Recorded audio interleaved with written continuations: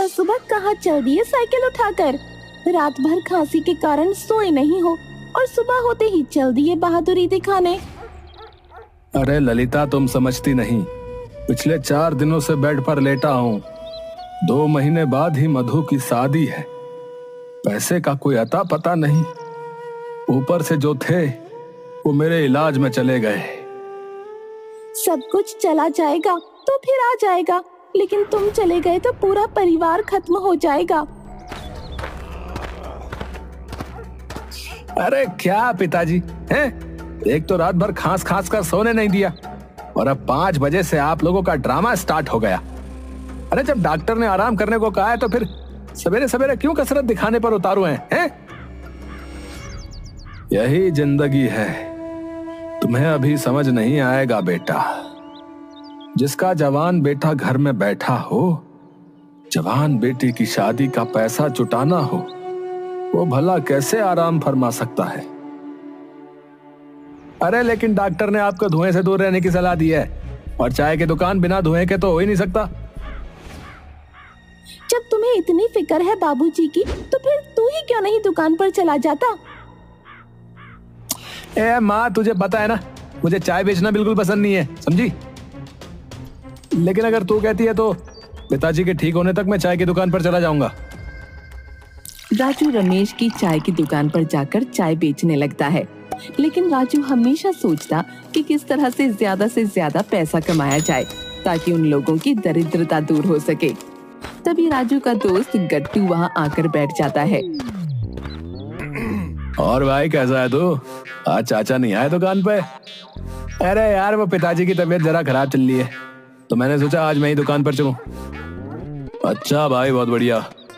आज फ्री में 1 कप चाय तो मिलेगी ना भैया? अबे भिखमंगे, कभी तो जेब में 5 रुपए रख लिया कर, हमेशा रोता ही रहता है।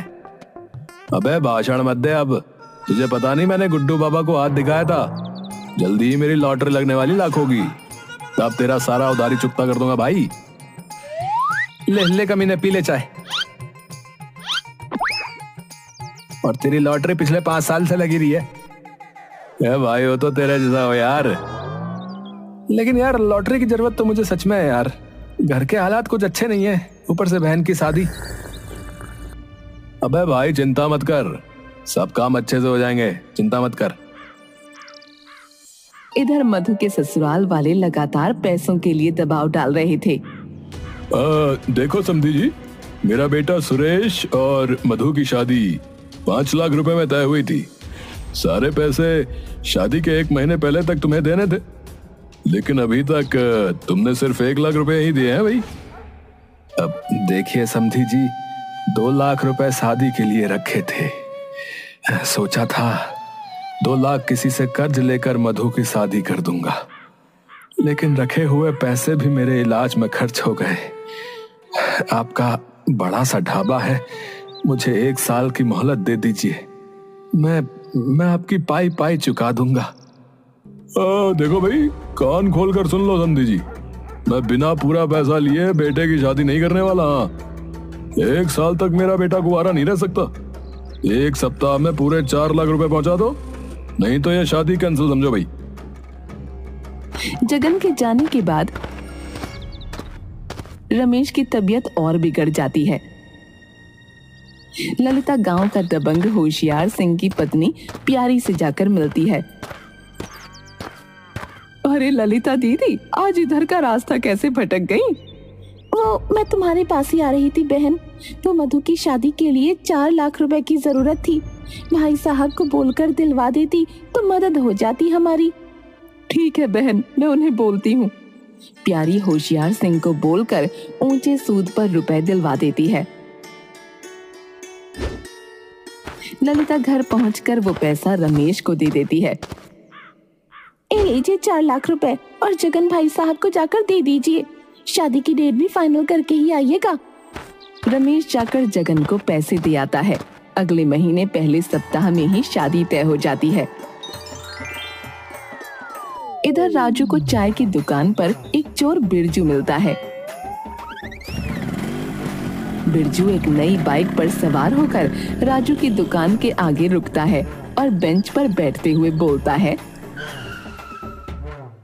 अरे राजू, अरे क्या बात है भाई, आजकल दुकान पे है भैया? बहुत बढ़िया। और बिरजू भैया कैसे हो?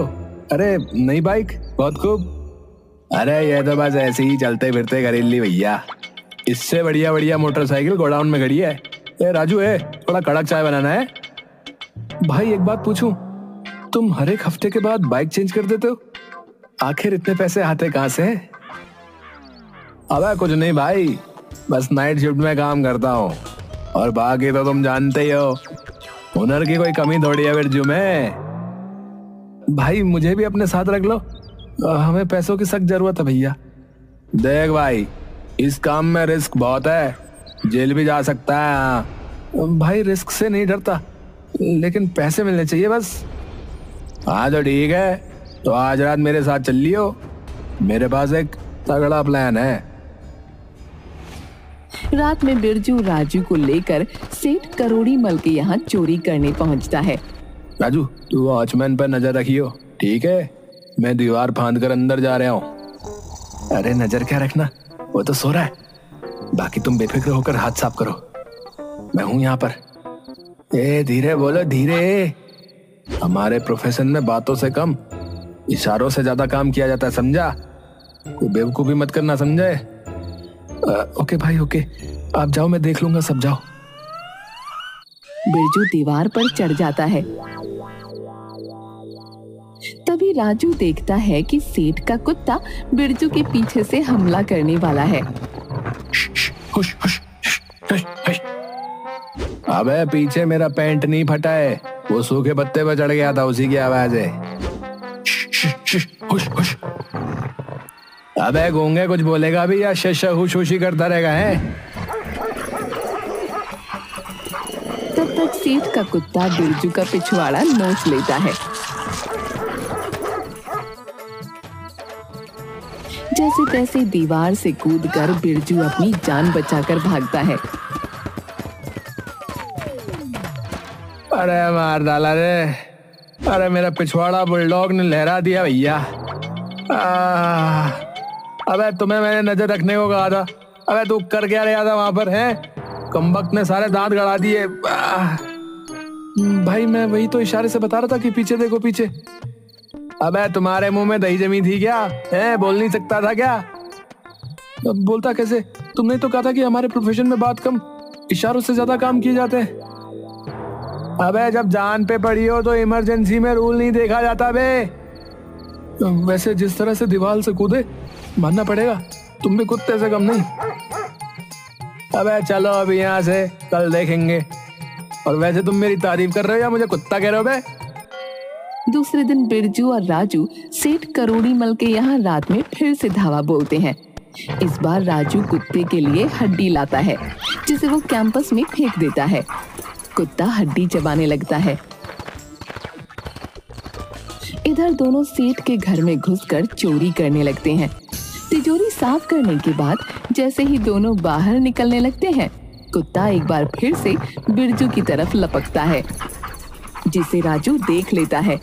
राजू एक पत्थर उठाकर जोर से कुत्ते की तरफ फेंकता है। पत्थर सीधा जाकर बिरजू के पिछवाड़े में लगता है। अबे मार डाला रे। सॉरी यार, मैं तो तेरे पीछे पड़े कुत्ते को मार रहा था। अबे गधे, अबे जब कुत्ता बंधा है वो भौंक सकता है, काटेगा कैसे बे? अबे मैं तो उससे दूर था। और वहीं पे पत्थर मारने की क्या जरूरत थी जहाँ कल कुत्ते ने काटा था बे? उन दोनों की आवाज सुनकर सेठ जाग जाता है। भागते हुए राजू को सेठ पहचान लेता है और पुलिस को खबर कर देता है। इधर जगन शगुन लेकर रमेश के यहाँ पहुँचता है। रमेश भाई, ये लो बहू के लिए कुछ कपड़े और मिठाइयाँ हैं। अगले महीने की 6 तारीख का दिन निकला है। राजू बेटा, जा सामान सब अंदर रख दे। तभी वहाँ राजू और बिरजू को खोजते हुए पुलिस आ जाती है। हाँ जी, ये रमेश चाय वाले का घर यही है के? हाँ हम ही हैं। अब बताइए कैसे आना हुआ? जी आपका ही लड़का है ना राजू? कहाँ है वो? बेटा राजू जरा बाहर तो आना।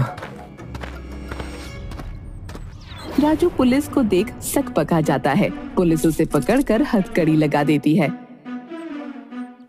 अब ये सब क्या है? अरे कल रात ये सेठ करोड़ी मल के यहाँ चोरी कर रहा था। पुलिस राजू को ले जाती है।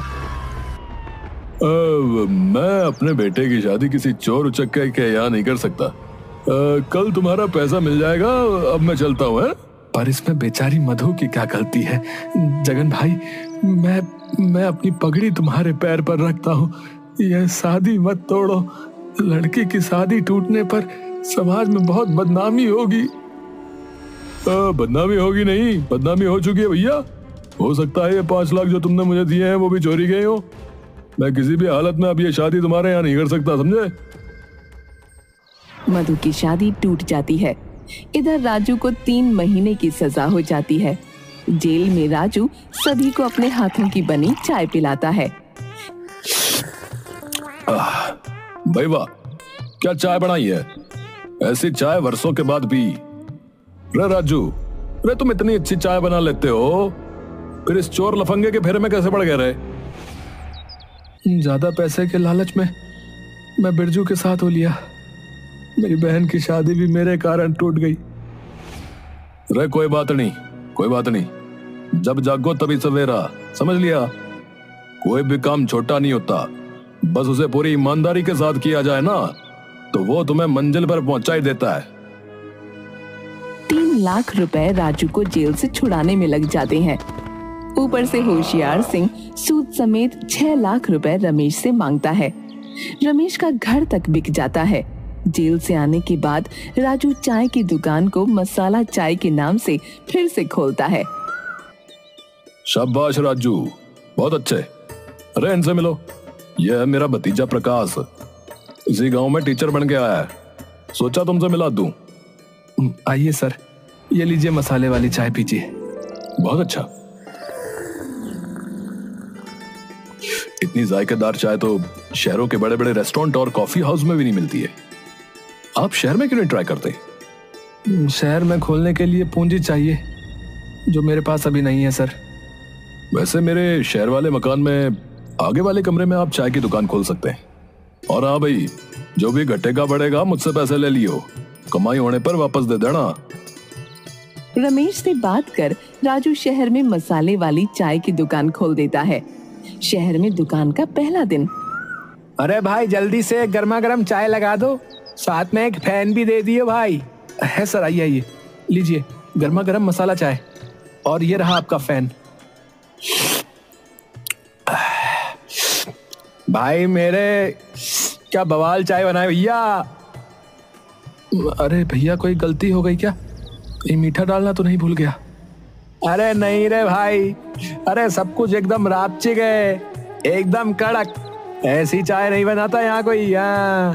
धन्यवाद भाई, आज से आप यहीं चाय पीजिएगा। उसके बाद तो जैसे वहाँ चाय पीने वालों की होड़ सी लग गई। राजू की चाय की बिक्री बहुत अच्छे से होने लगती है। टेस्टी चाय होने की वजह से जल्दी ही पूरे शहर में वो चाय की दुकान फेमस हो जाती है। राजू फिर से अपने मकान को खरीद लेता है। एक दिन धाकड़ सिंह राजू की चाय की दुकान पर आता है। अरे भाई वाह राजू, अरे तुम्हारी दुकान तो शहर की सबसे बड़ी दुकान होली। दुकान नहीं, ये तो रेस्टोरेंट है। आइए सर, ये सब आपकी और प्रकाश सर की कृपा से ही हुआ है। अरे भाई, ये कैश काउंटर पर बैठी सुंदर लड़की कौन है? वो मेरी बहन मधु है। एक अच्छा सा लड़का मिल जाए तो इसकी शादी करवा दूं। अच्छा, तो इसी की शादी टूट ली थी।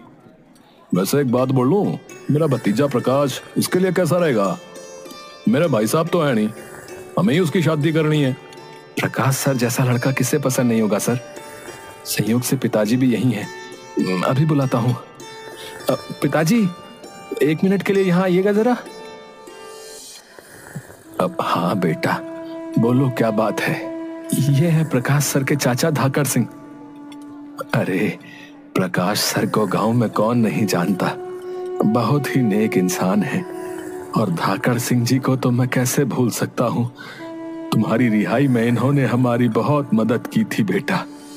हाँ तो रमेश जी, क्या हम इस जान पहचान को रिश्तेदारी में बदल सकते हैं कि? मैं अपने प्रकाश का विवाह जो है आपकी बेटी मधु से करना चाहता हूँ। इतनी बड़ी सौगात मेरे लिए कुछ और हो ही नहीं सकती। प्रकाश जैसा दामाद मिलेगा, ये मैंने सपने में भी नहीं सोचा था। मधु और प्रकाश की शादी धूमधाम से हो जाती है। अब गांव ही नहीं बल्कि शहर के सबसे खुशहाल परिवार में